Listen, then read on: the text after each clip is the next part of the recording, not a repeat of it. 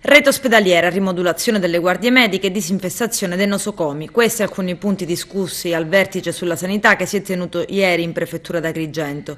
Presenti oltre al prefetto Dario Caputo anche il questore Maurizio Riemma, il commissario dell'ASP di Agrigento Gervasio Venuti e il direttore della stessa ASP Silvio Lobosco, il senatore del Movimento 5 Stelle Rino Marinello, il tenente colonnello Rodrigo Micucci del reparto operativo dei Carabinieri di Agrigento, il colonnello della Guardia di Finanza Pietro Maggio ed il dottor Vittorio Spoto dell'ASP.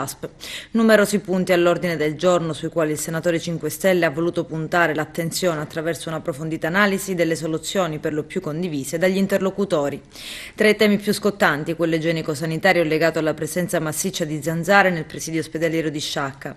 Si è passati poi al tema della rimodulazione del servizio di continuità assistenziale attraverso l'accorpamento dei presidi di guardia medica in quei centri distanti fra loro solo 3 o 4 chilometri, così come la valutazione della rete ospedaliera e gli interventi di manutenzione straordinaria. La marcia adesso è stata ingranata e i rappresentanti delle istituzioni oggi presenti hanno fissato un nuovo appuntamento per sabato prossimo 7 luglio alle 9:30, sempre in prefettura.